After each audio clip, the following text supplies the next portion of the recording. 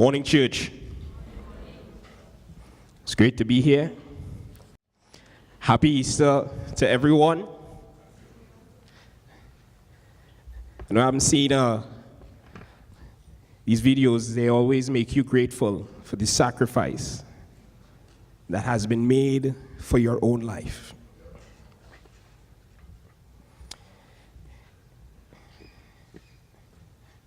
It's great to be here. Today we're going to look at the Word of God. And I pray that it meets you wherever you are. I pray that it inspires you to draw nearer to our Father, and that you're driven to make changes in your life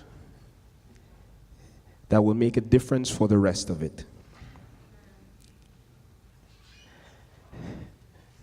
And I come up here and I have to spend a couple minutes trying to figure out if I could actually see the words, or if I need to put my glasses on. Sounds strange, right? Some days you can see, and then some days you just can't. Could anybody relate to what I'm saying here? And it's almost as if that's not supposed to happen, right? It's either it going, gone, or it there. But sometimes you had to gauge to see, this. I'm a guy myself here. I might need to put it on, right?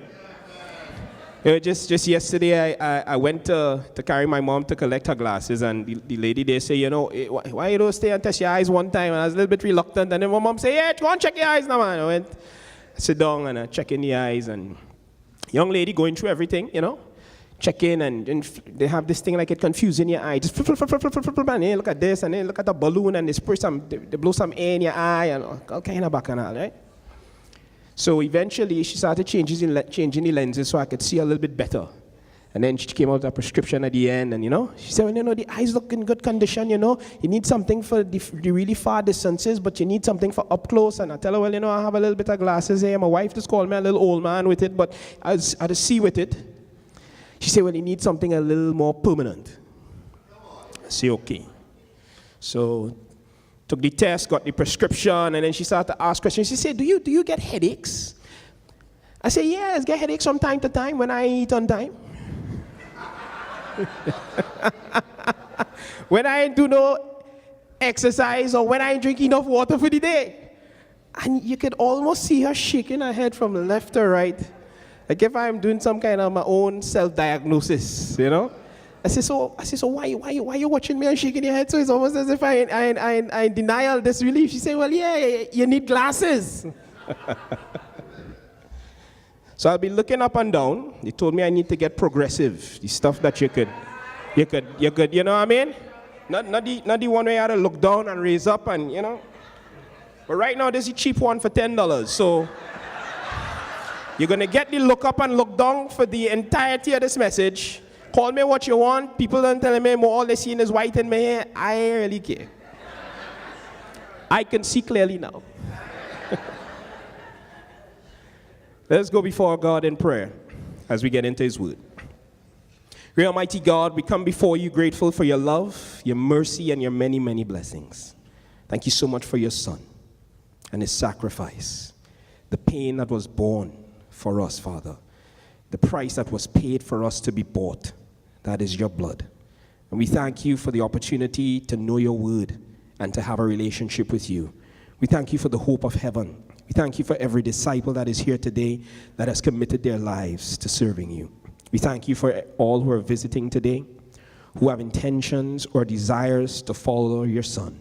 We pray, God, that your word inspires us all, that we may leave here changed in our hearts and redirected in the lives that we should live, that our lives will change and impact others and our families and be an inspiration to the day that we die.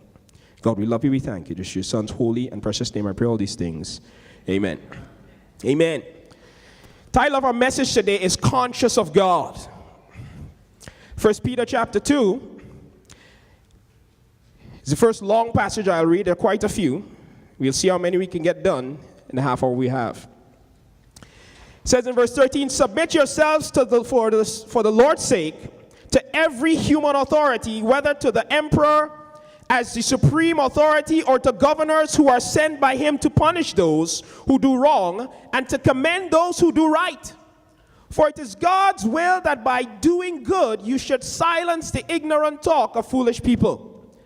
Live as free people, but do not use your freedom as a cover-up for evil. Live as God's slaves.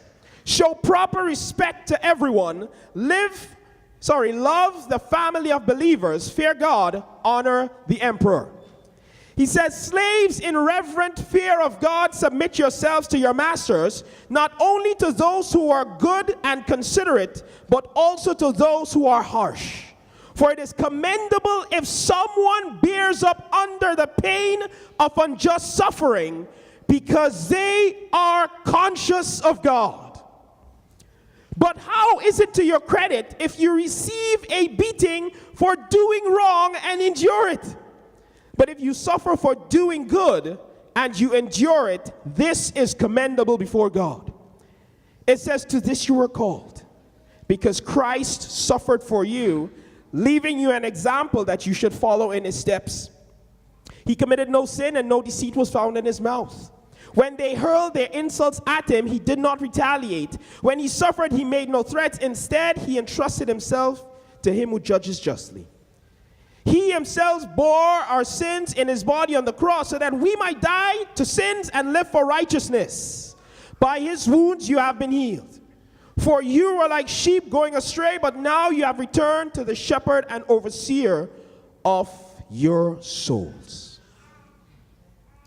You know, my stab at trying to put this all together concisely as I can reads like this. The man that is conscious of God will lead a life of submission to all human authority, to God, showing respect and love for all people, bearing up under unjust suffering, and will follow in the steps of Jesus.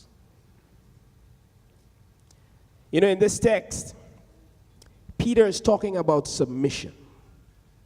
Submission to authorities in government, submission to masters, and all of this in the context of suffering. You know, we live in Trinidad, right? And submission is not our favorite word. Are you with me right here? You know, especially sometimes when it comes to submitting to those in authority, submitting to the government. Because we have lots of things to say, we are highly opinionated, and we have all kinds of feelings. Can you relate to what I'm saying? And you may not go to the University of Woodford Square to share your views. But you have views about the government, don't you? And that's all of us. And I believe it's something that we need to look at in the context of what Peter intends to teach us. You know, when people look at Christians, they shouldn't find those who are slandering their leaders or starting riots to overthrow the government, even in the case of injustice, such as persecution or even slavery. And that's deep stuff. And I say it, and I know it's hard to embrace, isn't it? You know, right at that point in time when Peter was teaching this, Nero was the emperor. And during his reign, you know, Christians were being thrown to the lions and burned at the stake. You know, Nero was a Roman emperor whose reign was lavish and tyrannical. The records say that he killed his own mother because she tried to control his activity when he gained access to the throne. Now you think about it and you feel, well, man, that's reason to fight and stand up. But even Paul, in Romans chapter 13, helps us to understand. It reads in verses 1 and 2. It says, everyone must submit himself to the governing authorities. For there is no authority except that which God has established. The authorities that exist have been established by God. Consequently, he who rebels against the authority is rebelling against God and what he has instituted. and those who do so will bring judgment on themselves. That's the Bible. Are you with me right here? You know, Paul says that believers must submit because there is no authority except that which comes from God, and to rebel against it is to rebel against the authority of God. You know, even when it seems unjust, Peter says in verse 19, for it is commendable if someone bears up under the pain of unjust suffering because they are conscious of God. Conscious. Powerful word. It means aware of and responding to one's surroundings. As in the statement, although I was in pain, I was conscious. That word suggests aware, awake, wide awake, compos mentis, alert, responsive, reactive, feeling, sentient. That is conscious. When you're conscious of God, your submission to Him is as a result of deliberateness. It suggests being intentional, intended, and done on purpose. When you're conscious of God, your actions are purposeful, purposive, willed, knowing, considered, studied, and strategic. When we are conscious of God, our actions are purposive. Have you ever lost consciousness? I remember I told a story last year around this time I started exercising. And I didn't go with any water that day, and I started running around the St. Mary's grounds. Probably why I collapsed. Started running around the St. Mary's grounds. All kinds of different exercises with this training team, and eventually I just started to see stars. You heard me right here? And I didn't carry any water. It was blazing sun like 11:30. And there's this girl that I knew. I said, girl, I need a little water, boy. Put all shame aside. I take the bottle of water, I drink it down, and then I tell the coach, boss, I feel like I gotta go and take a little sit down and get some water, boy. I'm real thirsty. Finally reach the place, sit down on a chair, and by this time, the whole place turning white. The guy gave me some water, I drink half the bottle, I start to throw water on my head, I sit down, and I didn't even realize my whole body just started to arch forward, lower and lower and lower, until I couldn't remember anything. A few minutes later, I got up and started drinking the water normal, but I didn't realize that I was out of it for a good few minutes. He said, man, I was just about to call the ambulance for you, you know. I tell him I'm looking to go home. I lost consciousness.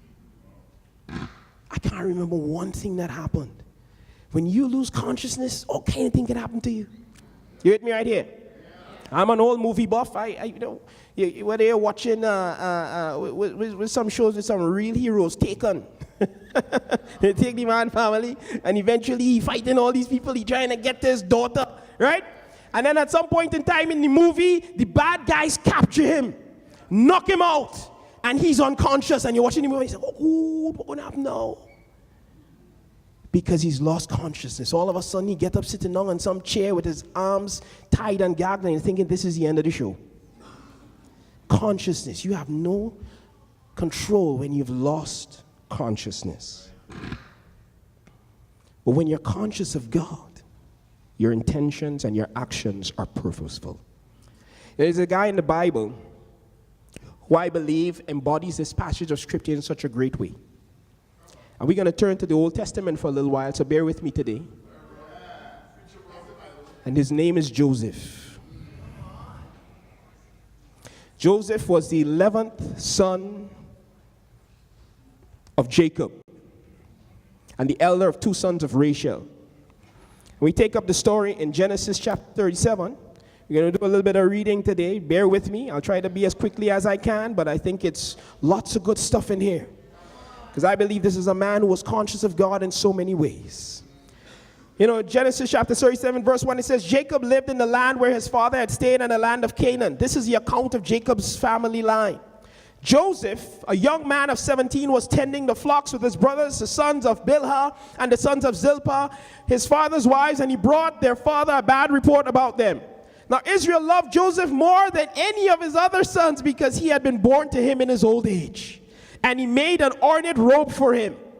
When his brothers saw that their father loved him more than any of them, they hated him and could not speak a kind word to him. Joseph had a dream, and when he told it to his brothers, they hated him all the more. He said to them, listen to this dream I had. We were binding sheaves of grain out in the field when suddenly my sheaf rose and stood upright while your sheaves gathered around mine and bowed down to it. His brother said to him, do you intend to reign over us? Will you actually rule us? And they hated him all the more because of his dream and what he had said.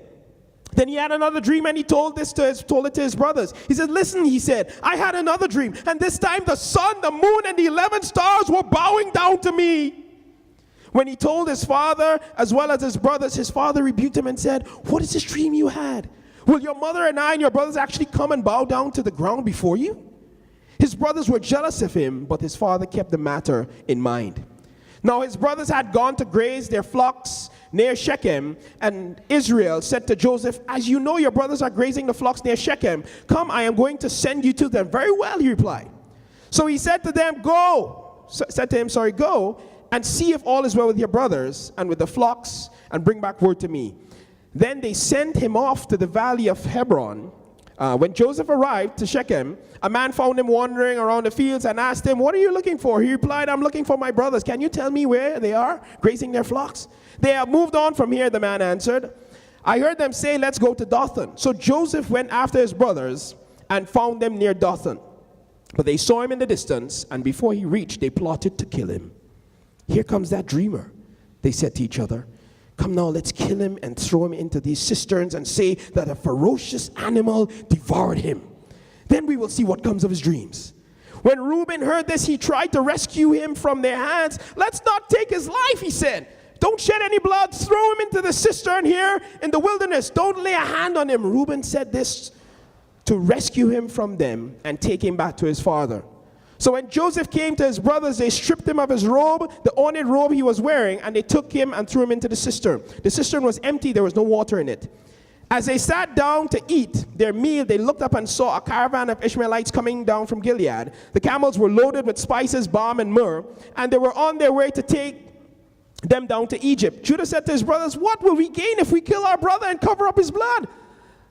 Come, let's sell him to the Ishmaelites and not lay our hands on him. After all, he is our brother, our own flesh and blood. His brothers agreed. So when the Midian merchants came by, his brothers pulled Joseph out of the cistern and sold him for 20 shekels of silver to the Ishmaelites, who took him to Egypt. When Reuben returned to the cistern and saw that Joseph was not there, he tore his clothes. He went back to his brothers and said, the boy isn't there. Where can I turn now? Then they got Joseph's robe, slaughtered a goat, dipped the robe in the blood. They took the ornate robe back to their father and said, we found this, examined it to see whether it is your son's robe. He recognized it and said, it is my son's robe. Some ferocious animal has devoured him. Joseph has surely been torn to pieces. Then Jacob tore his clothes, put on sackcloth, and mourned his son many days. All his sons and daughters came to comfort him, but he refused to be comforted. No, he said, I will continue to mourn until I join my son in the grave. So his father wept for him. Meanwhile, the Midianites sold Joseph in Egypt to Potiphar, one of Pharaoh's officials, the captain of the guard. What a time. 17 years old, a shepherd. He did not participate in his brother's misconducts. And in fact, he brought reports to their father to say when they were doing wrong things. Could you relate to what I'm saying? If you have bigger siblings and you used to go to your parents and tell them what was going on. His brothers hated him for this reason and would not speak well of him. Their hatred intensified with the dreams that he had. Eventually, they decided to sell their brother. Now, I know a little bit about sibling rivalry. But to sell your brother, that's going to cause some schemers. I remember giving my brother some real pressure as a youth. Real harassing, especially around Easter time, and I'll share something that, we could share in public. I used to harass my brother 3-4 times a day to make kite. You hear what I'm telling you? I used to love kites. And my brother, he had to make a kite every time because he's 10 years older than me. I look like 20 years older than him now. But back in the day, when I was 10 years younger than him, he used to harass him to make kite. I remember him sitting down with his friends and he sitting down with them and he had to make kite for me. And when he do something wrong, I go in and tell on him, you know. I carry news, I making sure somebody know Alpo doing something wrong. I used to give my sister a little thing every now and again too. And I know sometimes they felt annoyed or didn't feel too good about the things I was doing, but if they had considered selling me,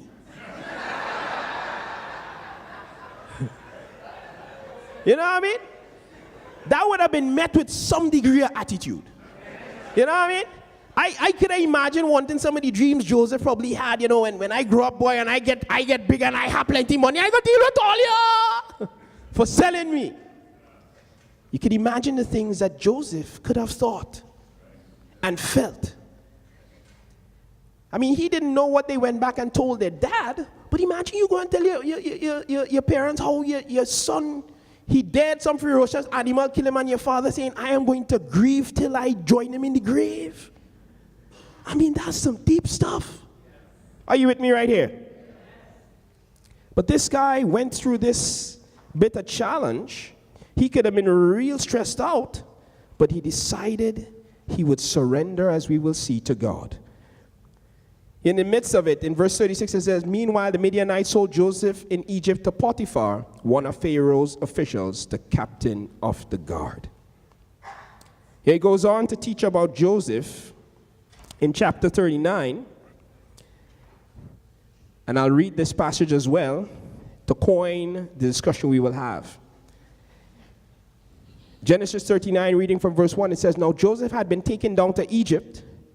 Potiphar, an Egyptian, who was one of Pharaoh's officials, the captain of the guard, bought him from the Ishmaelites who had taken him there. The Lord was with Joseph, so that he prospered and he lived in the house of his Egyptian master. When his master saw that the Lord was with him and the Lord gave him success in everything he did, Joseph found favor in the eyes of him and became his attendant. Potiphar put him in charge of his household and entrusted to his care everything he owned.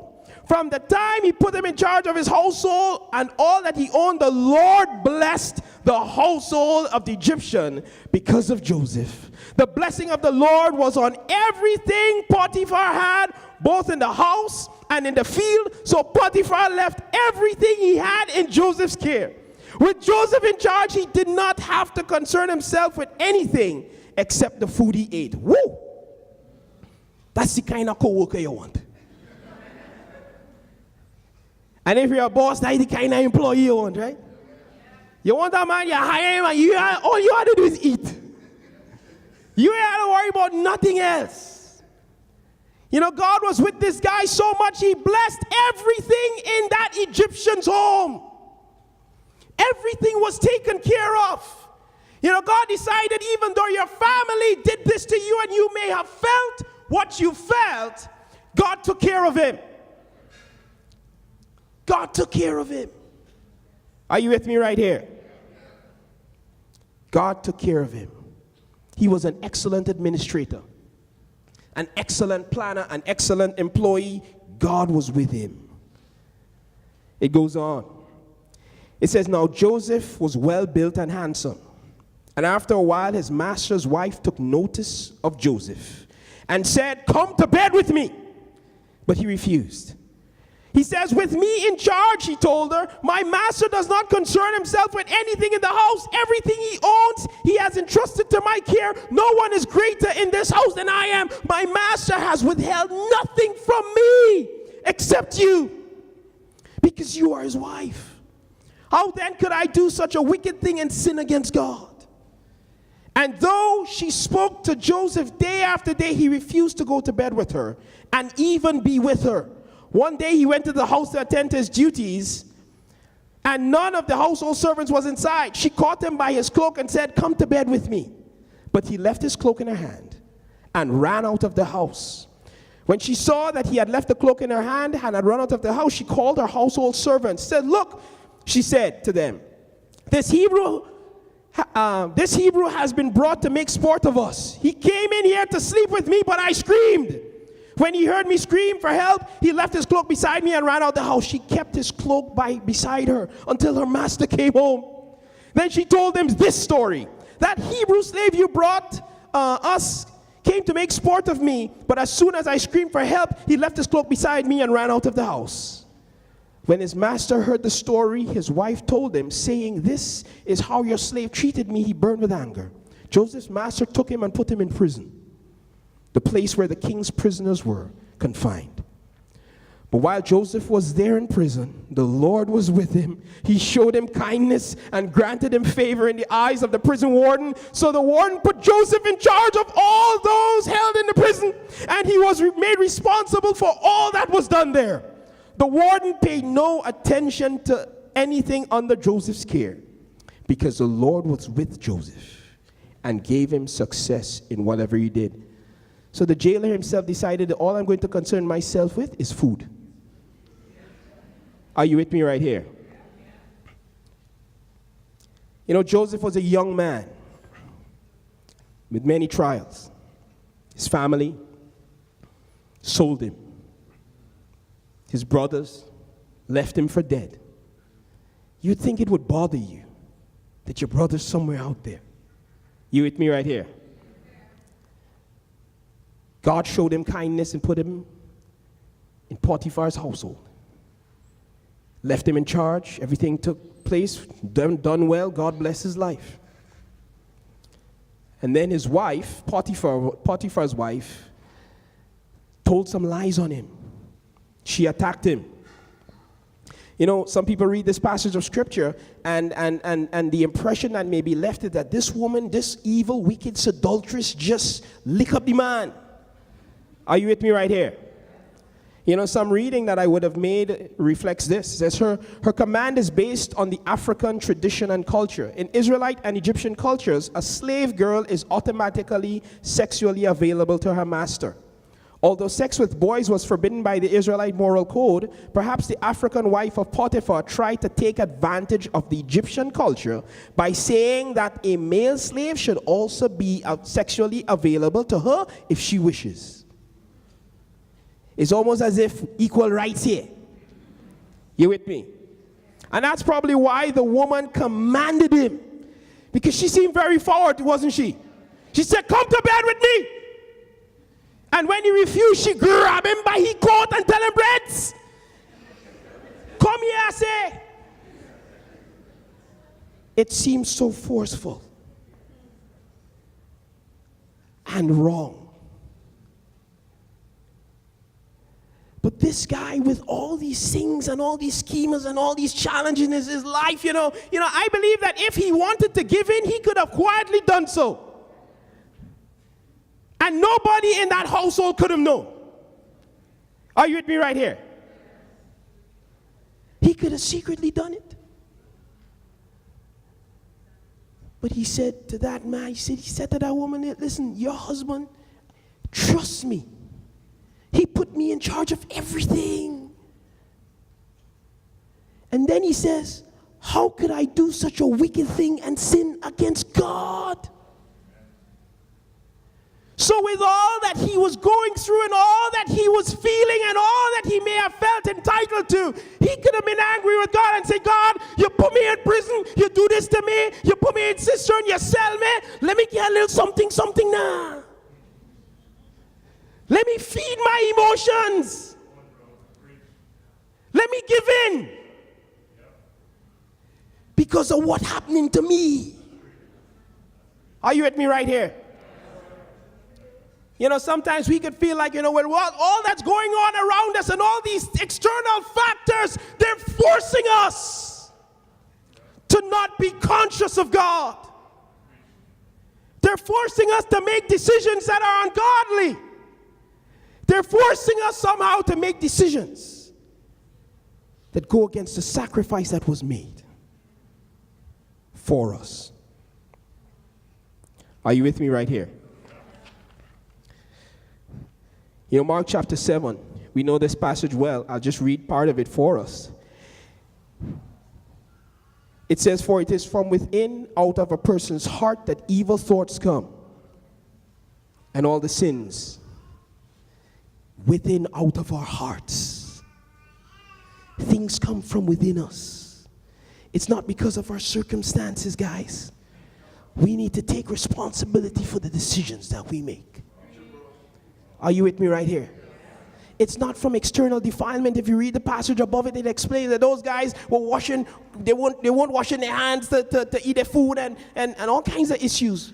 But Jesus was helping them to understand that the decisions we make, the wrong we do, come from inside. So our decisions to change them needs to come from a consciousness of God and internal decisions about how we will live our lives. Are you with me right here? Yeah, we live in a world where temptation is rampant. Yeah, I was looking at, they had some documentary on TV the other day talking about, why most of the churches that exist today, all the membership seems to be leaving in the Roman Catholic Church and this church and that church and every church. And they had documentary on the TV talking about it. But at the end of the day, we got to make some decisions. God brings his message to us, and we need to bring God's message to people, and they need to make decisions. God is not about the numbers necessarily, He will save 7 people in a boat and say, you know what, this is my righteous plan. But we've got to make decisions about whether or not we will follow him. The world we live in, there's so much that is taught to us. I believe that the world has become a haven for sexuality. You with me? And we develop all kinds of ideas and concepts and fantasies and things we want and long to do, not because we just all of a sudden this popped into our minds. We see things, we form opinions, and then we want to do because of those internal decisions that we make. Are you with me right here? James chapter 1 says, blessed is the one who perseveres on the trial. Having stood the test, that person will receive the crown of life that the Lord has promised to those who love him. It says, when tempted, no one should say, God is tempting me, for God cannot be tempted by evil, nor does he tempt anyone. But each person is tempted when they are dragged away by their own evil desire and enticed. Then after desire has conceived, it gives birth to sin, and sin, when it is full grown, gives birth to death. We're in a battle here. Some of us feeling like, but what kind of Sunday Easter morning is this, boy? You struggling? No? Yes? Good, boy. Only 2 people answering, but that's all right. This is what the Word of God says. We got to think of other people besides ourselves. We got to think of God. Just the same way Joseph did. Just the same way he did. God continued to bless Joseph's life tremendously. After being put in prison, he was there for a number of years. His suffering, according to the Bible, spanned about 13 years of suffering. Are you with me? He left his father's house when he was 17 years old. He ended up in prison here now. And, the Pharaoh who actually led the land at that time, he was the one who actually got Joseph out of prison in the end. Are you with me right here? Joseph was conscious of God and faithful to him.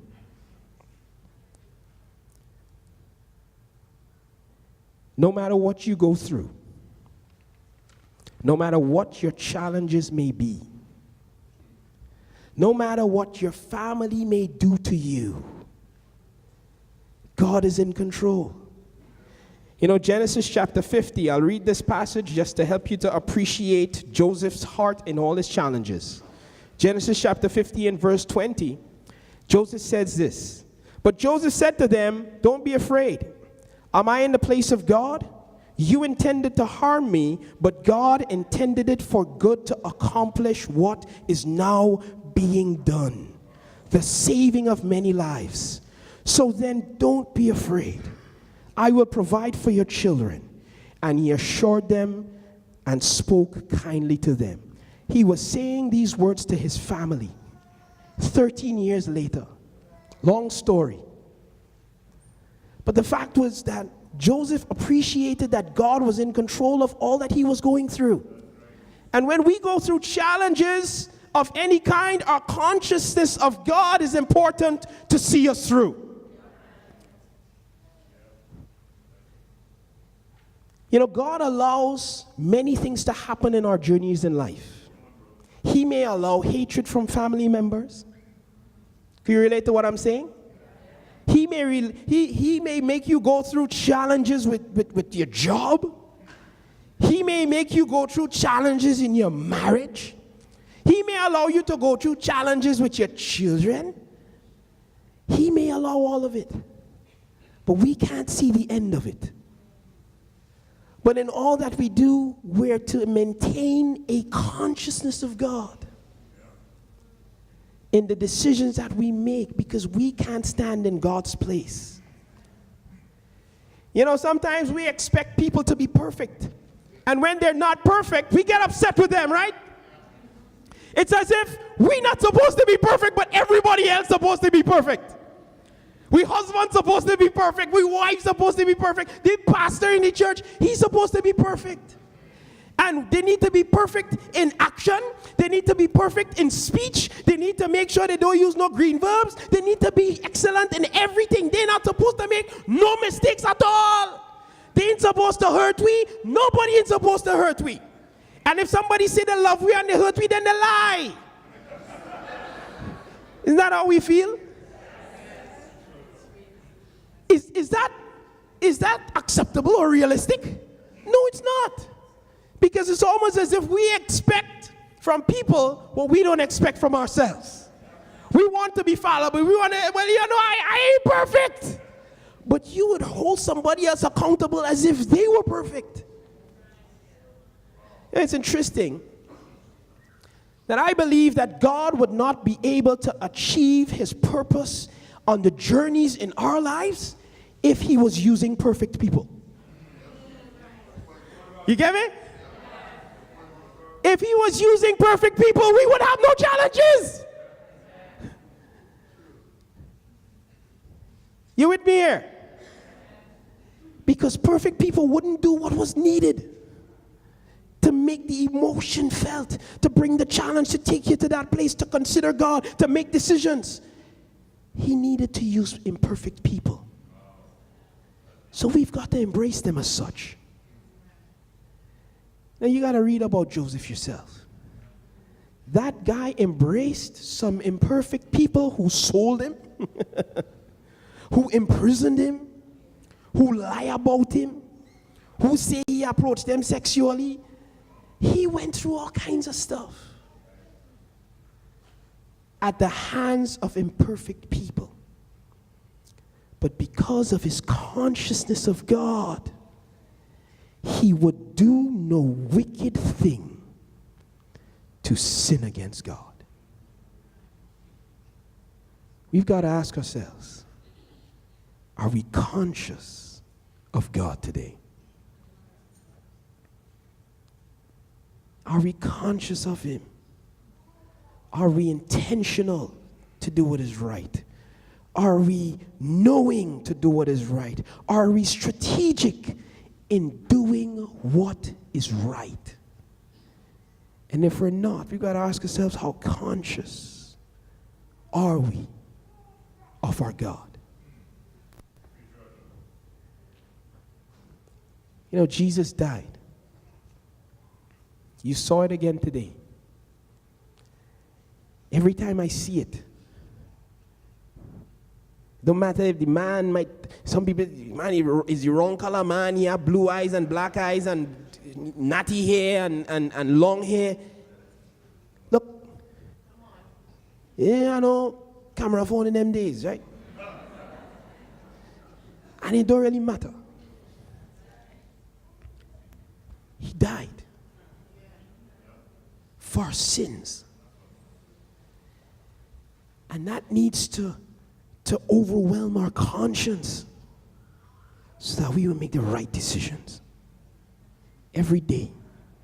And that passage says that that woman was harassing him day after day after day after day. And we will face our challenges day after day after day. But we need to be conscious of God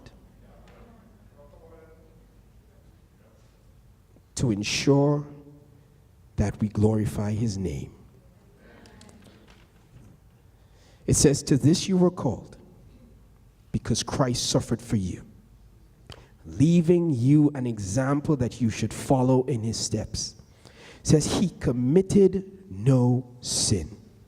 No deceit was found in his mouth. When they hurled their insults at him, he did not retaliate. When he suffered, he made no threats. Instead, he entrusted himself to him who judges justly. Will we entrust ourselves to God?